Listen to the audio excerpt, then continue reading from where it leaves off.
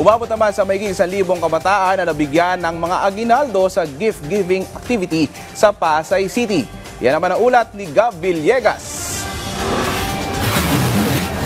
Isa ang lungsod ng Pasay sa mga lokal na pamahalaan sa bansa ang nabiyayaan ng pamaskong handog mula kina Pangulong Ferdinand R. Marcos Jr. at First Lady Liza Araneta Marcos sa ilalim ng Baliksigla Bigay Saya Nationwide Gift Giving ngayong araw. Umaga pa lang, may inihanda ng programa ang lokal na pamahalaan ng Pasay para magbigay aliw sa mga bata. Isa sa mga nagpasaya sa mga bata ay ang aktor na si Rainier Castillo na naghandog ng dance number. Hindi rin mawawala ang mga nakasuot ng Disney characters na performers na hinandugan ang mga bata at mga magulang ng awiting pamasko. Ayon kay Pasay City Mayor Emmy Calixto Rubiano, aabot si 1,500 mga bata mula sa 4 na pampublikong paaralan ang nabiyayaan ng mga school supplies na nanggaling mula sa Pangulo at sa unang ginang. Kaya naman, labis rin ang kanilang pagpapasalamat sa programa ng First Couple.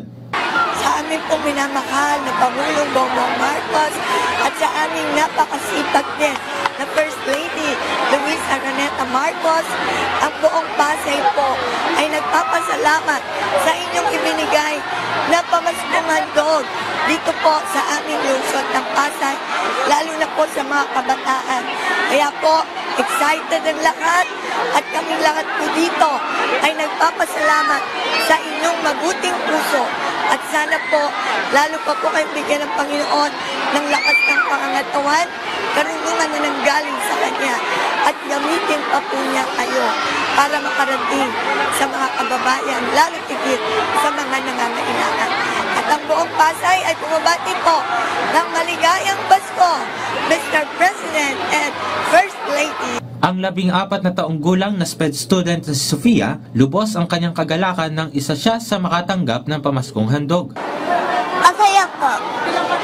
Maraming salamat po. Ayon naman sa kanyang ina na si Aling Jeanette, ito ang unang beses na nakatanggap ang kanyang anak at nagpapasalamat din siya sa biyayang natanggap. Thank you po kay President Marcos po at kay First Lady po.